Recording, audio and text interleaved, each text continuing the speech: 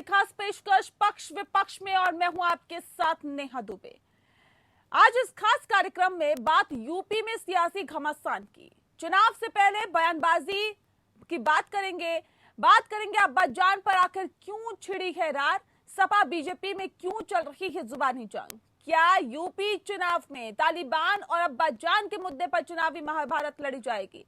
UP में हर हाल में चुनाव जीतने की कोशिश में जुटी बीजेपी ने 3 प्रमुख एजेंडे सेट किए हैं, वो उन्हीं पर आगे बढ़ रही है। मुख्य विरोधी दल समाजवादी पार्टी का मुकाबला करने के लिए तालिबान पर राष्ट्रीय सुरक्षा का मुद्दा, अब्बाजान जैसे कमेंट के जरिए विभिन्न मोर्चों पर मुस्लिम तुष्टीकरण को उजागर करना और राम मंदिर के मुद्दे के जरिए हिंदू एकीकरण का प्रयास बीजेपी का मुख्य एजेंडा है। सीएम योगी आदित्यनाथ जहां नई योजनाओं का लोकार्पण और शिलान्यास कर रहे हैं, वहीं विरोधियों पर जमकर बरस रहे हैं। कुशीनगर में सीएम योगी आदित्यनाथ ने 120 करोड़ रुपए की विकास योजनाओं की सौगात दी। इस मौके पर सीएम योगी आदित्यनाथ ने अब्बाजान के बहाने सपा को फिर से निशाने पर लिया। परिवारवाद की रणनीति और राजनीति पर चोट करते हुए जनता को सपा का कार्यकाल भी याद दिलाया। सीएम ने कहा कि अब्बाजान कहे जाने वाले सब गरीबों का राशन हजम कर जाते थे, तब कुशीनगर का राशन नेपाल पहुंच जाता था, बांग्लादेश पहुंच जाता था। पहले गरीबों की नौकरी पर अब्बाजान कहने वाले डकैती डालते थे, एक परिवार के लोग झोला लेकर निकल जाते थे और नौकरियों को 5 लाख 10 लाख में बेच दिया करते थे। पुलिस की भर्ती में भी पैसा तो निकलता था, लेकिन नौकरी किसी को नहीं मिलती थी। इसीलिए पिछले 4 साल में 4.5 लाख से अधिक नौजवानों को नौकरियां दी गई है। कांग्रेस पर भी हमला करते हुए योगी ने कहा कि उनकी नजरों में कांग्रेस आतंकवाद की जननी है। योगी ने कहा कि कांग्रेस ने सिर्फ राम भक्तों का अपमान किया है। मॉनसून सत्र के दौरान भी सीएम अखिलेश यादव ने आपको बता दें कि पूर्व सीएम अखिलेश यादव पर निशाना साधा सीएम योगी आदित्यनाथ ने, और ऐसे में बताया भी जा रहा है कि सीएम योगी आदित्यनाथ ने कहा था कि अखिलेश यादव को अब्बाजान शब्द से परहेज क्यों है पता नहीं, उन्हें अब्बाजान शब्द क्यों गलत लगता है। दरअसल अब्बाजान शब्द को लेकर अखिलेश यादव ने कड़ी आपत्ति जताई थी। अखिलेश ने कहा था कि सीएम को अपनी मर्यादा में रहकर ही बोलना चाहिए, नहीं तो वे भी कुछ भी कह सकते हैं। सीएम योगी आदित्यनाथ ने कहा कि दूसरे दल भी रिएक्ट कर रहे हैं। बिहार में भाजपा की सहयोगी जेडीयू केसी त्यागी ने कहा है कि राजनीति में व्यंग और हास्य चलता है, लेकिन बड़े पदों पर बैठे लोगों को ऐसे बयानों से परहेज करना चाहिए। वहीं कांग्रेस नेता गौरव वल्लभ ने कहा कि मुख्यमंत्री को कोलकाता और लखनऊ के बीच का अंतर भी नहीं पता है, ऐसे में उन्हें सीरियसली नहीं लेना चाहिए। बीजेपी चुनाव से पहले अब्बाजान कब्रिस्तान जैसे मसले उठाती है, लेकिन हर बार ये काम नहीं करेगा। आरजेडी सांसद मनोज झा ने विरोध जताते हुए कहा कि ये एक घटिया बयान है। इस प्रकार के बयान ये बताते हैं कि योगी आदित्यनाथ के पास लोगों को ऑफर करने के लिए कुछ नहीं है। जाहिर है अब्बाजान पर यूपी की सियासत गर्म है, लेकिन क्या चुनाव में इस तरह की बयानबाजी होनी चाहिए? जानेंगे पक्ष और विपक्ष दोनों की राय। राशन मिलना होगा ना, आप लोगों को राशन मिलना है राशन। क्या ये राशन 2017 के पहले भी मिलता था? क्योंकि तब तो अब्बाजान कहने वाले राशन हजम कर जाते थे। तो आरोप प्रत्यारोप का सिलसिला दोनों तरफ से जारी है, और ऐसे में ये कहा जा सकता है कि अब्बाजान के बहाने कहीं ना कहीं यूपी की सियासत अब गर्मा चुकी है बीजेपी, और ऐसे में ये कहा जा सकता है कि ये चुनाव की जो बयानबाजी है और जो बयानबाजी फिलहाल हो रही है, इसके क्या कुछ सियासी मायने हैं, जानने के लिए सीधे रुख करते हैं। हमारे साथ खास मेहमान जुड़े हुए हैं, उनसे आपका परिचय करा देते हैं। रमन मलिक जी इस वक्त हमारे साथ है, स्पोक पर्सन है बीजेपी के, साथ ही साथ प्रोफेसर धर्मेंद्र यादव जी हमारे साथ है, जो कि स्पोक पर्सन है सपा के। आप दोनों का बहुत स्वागत है। सबसे पहला सवाल मैं रमन मलिक जी आपसे है, सर इस तरह के बयान एक मुख्यमंत्री से उम्मीद करते हैं क्या, या उन्हें शोभा देते हैं क्या? अब्बाजान इस तरह के क्या हिंदू मुस्लिम की कहीं ना कहीं एक बार फिर से सियासत करने की कोशिश की जा रही है? देखिए, मैं बड़े स्पष्ट रूप से आज आपको एक चीज बोलूं, हम्म, हम सेकुलर हैं। हम्म, हम अब्बा जान भी बोल देंगे और जय श्री राम भी बोल देंगे, हम्म, लेकिन जिनकी जमात, जिनका डीएनए, जिनका अस्तित्व ही कम्युनल हो, हम्म, उनसे ये जय श्री राम बुलवा के दिखाएं। और वो बोलेंगे जय श्री राम जो अयोध्या के जनरल डायर वंशज हैं। वो बोलेंगे जय श्री राम जिन्होंने संतों को, जिन्होंने कार सेवकों को गोली के मुंह लगा के मारा और फिर रेत के पूरे बांध के सरयू में डाल दिया, वो जय श्री राम बोलेंगे। हम सेकुलर हैं, हम्म, हम सबका साथ सबका विकास करेंगे, ये करेंगे एम वाई कॉम्बिनेशन, उसी पे जिएंगे, क्यों? बाकी क्या ओबीसी यूपी में जिंदा नहीं रह सकते? क्या सिर्फ एक ही बंद करेगा यूपी में? यूपी पूरे भारत की है और साथ में हर एक वाले की है। तो ये बोलना कि वो आजम खान पाल रखा था, उसके कहने के अनुसार कभी भी किसी को भी, कोई भी एक वर्ग विशेष से अगर व्यक्ति हो तो उसकी पुलिस कंप्लेंट नहीं जाएगी। मुजफ्फरनगर के दंगे याद है ना? और आज जब हर एक को न्याय की से एक आंख से ही देखा जाता है न्याय की कि सब बराबर हैं, तो अब्बा जान को जिनको परेशानी होती है अब्बा जान से, वो ये बताएं जय श्री राम कब फरमाएंगे बाकियों से। ठीक है धर्मेंद्र यादव जी, सवाल इस बात को लेकर, ये तो आपने सुन ही लिया रमन मलिक जी क्या कह रहे हैं, और अगर अब्बाजान कह भी दिया तो क्या गलत शब्द है या फिर और तमाम जो शब्द है उससे आपत्ति है सपा को? किस चीज से आपत्ति है सर? देखिए, रमन जी अपने पेड एजेंडे के साथ आए हैं और जो उनको निर्देश मिला है वही बोल रहे हैं, तो मैं इनकी गलती नहीं मान।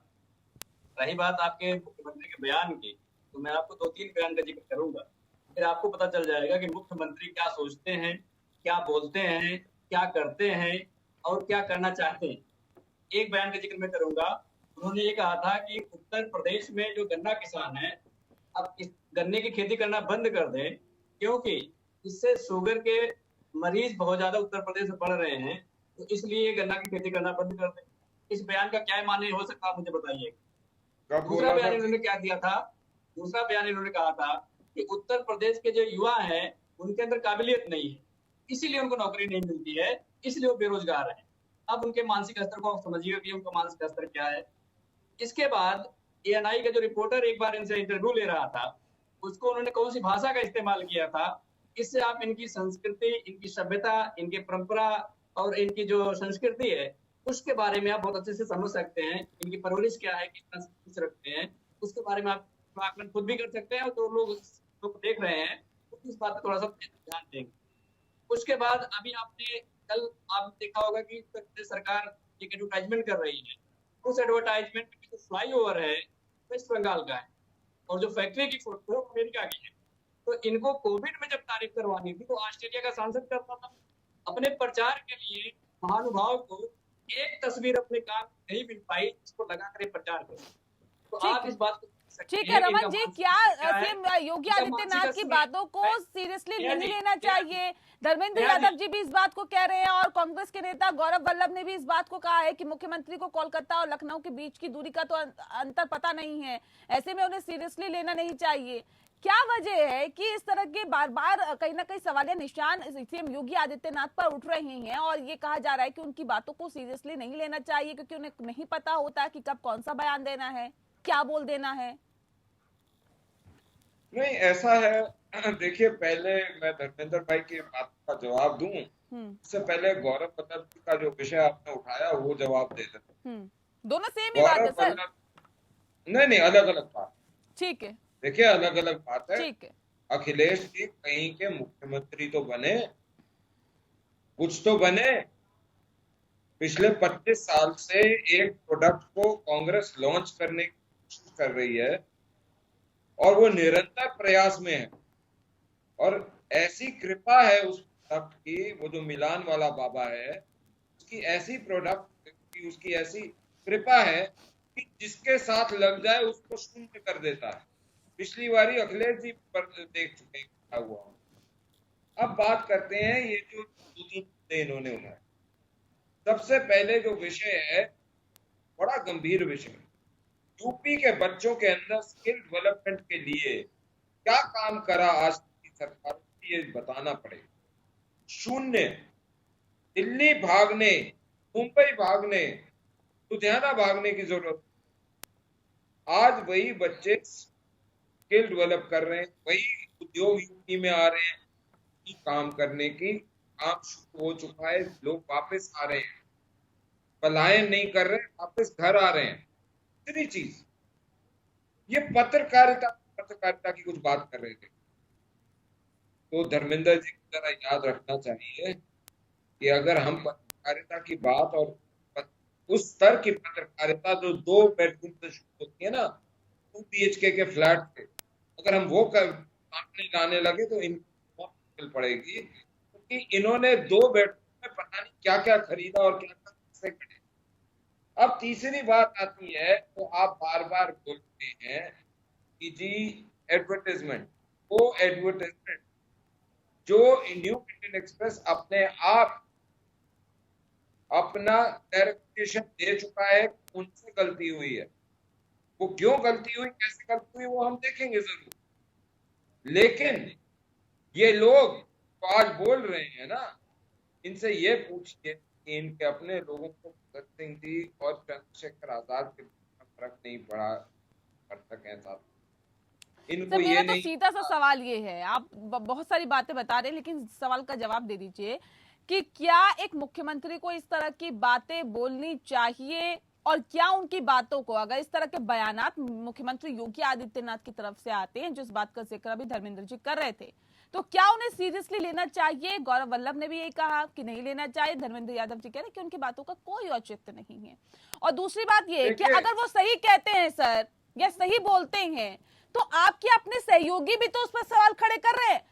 बिहार में भाजपा की सहयोगी जेडीयू के नेता केसी त्यागी ने भी कहा है कि राजनीति में व्यंग और हास्य चलता है, लेकिन ऐसे बड़े पदों पर बैठे लोगों को ऐसे बयानों से परहेज करना चाहिए।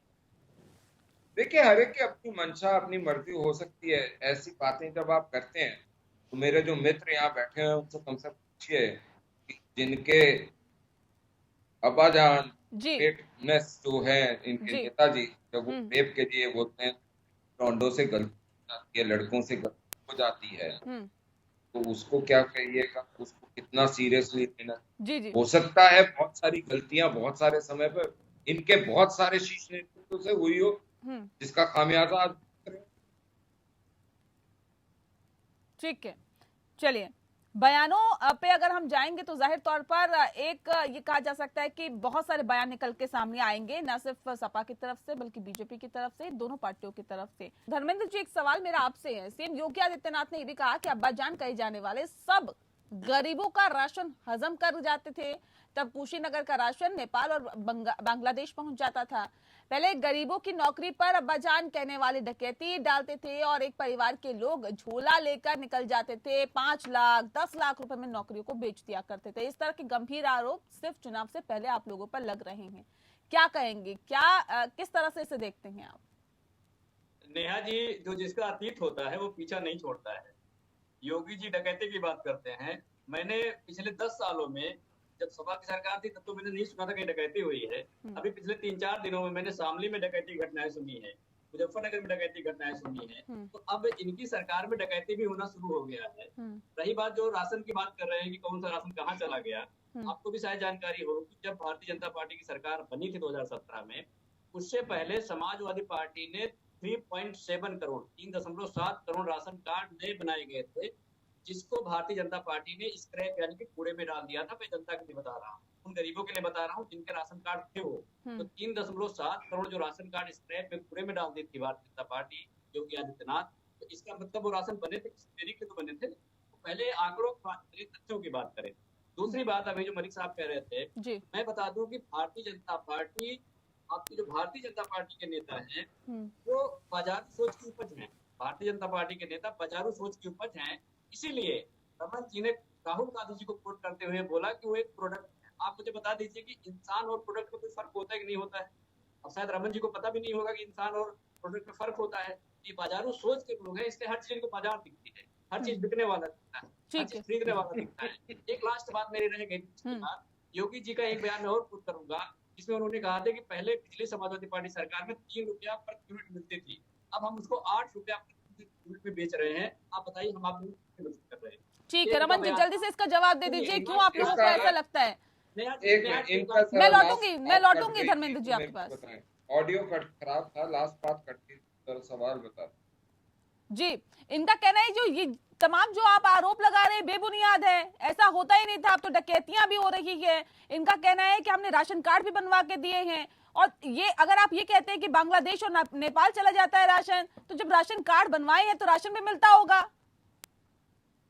ऐसा है, जब आधार से राशन कार्ड को जोड़ना शुरू हुआ, जैसे हमारे पास अलग अलग जगह हुआ, चाहे वो कांग्रेस एनडीए का जो घटक है ना, सारे उनका चोरी करने का स्टाइल एक जैसा। तो जब अलग अलग प्रांतों में आधार कार्ड के साथ राशन कार्ड को मिक्स करने शुरू हुए, तो पता लगा तो जीवित ही नहीं है, जो व्यक्ति ही नहीं है, जो परिवार है ही नहीं, उसके भी नाम के राशन कार्ड हैं।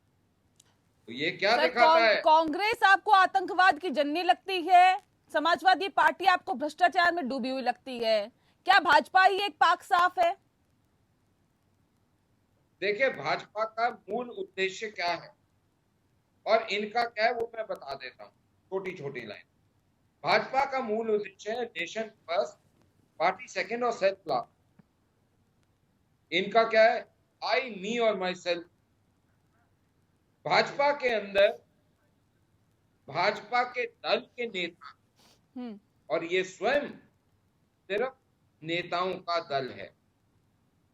एक और चीज आपको जो फर्क है, हमारे लिए सबका साथ सबका विकास अनिवार्य है, अंत्योदय अनिवार्य है, और इनका अपना उदय अनिवार्य है। मैं बताता हूं कैसे। कि जब एक व्यक्ति समाजवाद की बात करता है और 8-8, 10-10, 15-15 लाख रुपए की साइकिल चलाता है, जब एक व्यक्ति समाजवाद की बात करता है और उसका अपना भाई करोड़ों की गाड़ी चलाता है, जब एक व्यक्ति समाजवाद, लेकिन सर चुनाव से पहले रमन जी अपने कार्यकाल की बात करिए ना, अपने उपलब्धियों की बात करिए, अपने विकास के एजेंडे की बात करिए, क्या आपने पिछले 4 सालों में क्या किया? मैं उसी का जवाब दे रहा हूँ। आप सपा के शासनकाल को याद दिला रहे हैं कि सपा ने क्या किया था। विकास की जब बात करते हैं तो आज यूपी का एक एक व्यक्ति, एक जो बड़ी संख्या के अंदर लोग हैं, वो खुल के ये बोलते हैं कि यहाँ पे आज वक्त मिलना शुरू हुई, काम भी शुरू हुआ, और उसके अलावा हर तरीके की मदद करने के लिए सरकार आतुर रहती है और कहीं पक्षपात नहीं होता। सर वही तो मैं कह रही हूँ कि अगर आपने इतना ही विकास किया या विकास की राह पर, उसके पथ पर आगे बढ़े हैं, तो सर विकास की जो उपलब्धियां हैं उनको गिनाइए ना। जिनका अस्तित्व अपने आप का परिचायक दिखना हो ना, उनका का आईना तोड़ने की आवश्यकता है। क्योंकि इस देश में, मैंने जैसे स्टेटमेंट में बोला था कि सेकुलरवाद का भाषा से जीवित ये भूल जाते हैं कि चाहे ये तो अब्बा जान है, ये तो सेकुलरवाद की पहचान हो गई, लेकिन ये जो बार बार को परेशानी हो रही है कि जय श्री राम बुलवा के दिखाएं उनसे, जिनको अल्लाह अकबर से और जिनको अब्बा जान से मुसीबत हो रही, बुलवा के दिखाएं। धर्मेंद्र जी जवाब दीजिए जल्दी से। डकैत ने बोला था टके टके के जवाब देने दफन अगर वो शाम थे उसको, और वो बोला उन लोगों ने कि हम ये बोलना चाहें तो बोल लें, हम जल्दी से जवाब दीजिए, मेरे पास वक्त की कमी है, जल्दी से। नेहा जी, इस देश और प्रदेश की जनता पूरी तरह समझ चुकी है कि भारतीय जनता पार्टी का एजेंडा है क्या। इनको इतना जोर पड़ रहा है बोलने में, बार बार रमन जी का गला भी सूख रहा है, मैं देख रहा हूँ कि भाई अब इनका मजबूरी इनकी है कि भाई प्रेशर ऊपर से है, लाइन वही बोलनी है जिनके इनको बोलना है, कितनी बार अल्लाह अकबर बोलना है, कितनी बार उसमें अब्बा बोलना है। इनको बताया जाता है पार्टी हेडक्वार्टर से कि आपके पैनल डिस्कशन में कितनी बार आपको बोलना है उसमें और बाकी भी बताना है। रही बात विकास की, अगर इन्होंने अपने जो घोषणा पत्र है उसकी बात करें तो 25 मेडिकल कॉलेज बनवाने की बात करते हैं। 5 साल में अगर एक मेडिकल कॉलेज बनाए हो उसकी बात करें, अगर एक हाईवे बनाए हो तो उसकी बात करें, महिला सुरक्षा की बात करें। अरे आपने सिर्फ कागज में हाईवे बनाए थे, हमने जमीन पे हाईवे बनाए। आप बात करते थे अस्पताल की, हमने अस्पताल चालू करके दिखाए। आप क्या बात करेंगे? झूठ के पाँव नहीं होते हैं। कलकत्ता की फोटो क्यों ले आए? अमेरिका के अरे हमने कोई लगाई है, वो तो पेपर में खुद क्लेरिफाई करा है। अगर कहीं पढ़े लिखे हो धर्मेंद्र बाबू, अगर पढ़े लिखे हो तो बोलो, मैं भेज देता हूँ। चलिए, इस आरोप प्रत्यारोप में ये कहा जा सकता है इस बीच 2022 विधानसभा चुनाव की गर्माहट जाहिर तौर पर ज्यादा बढ़ती जा रही है। बहरहाल बहुत शुक्रिया आप दोनों मेहमानों का हमारे साथ इस खास चर्चा में शामिल होने के लिए। अब ये कहा जा सकता है कि अब्बाजान और जिस तरह से आरोप प्रत्यारोप की सियासत हो रही है, अब इसका असर कहीं ना कहीं उत्तर प्रदेश के अंदर होने वाले विधानसभा चुनावों पर जरूर पड़ेगा। इसी के साथ पक्ष विपक्ष में इतना ही। नमस्कार।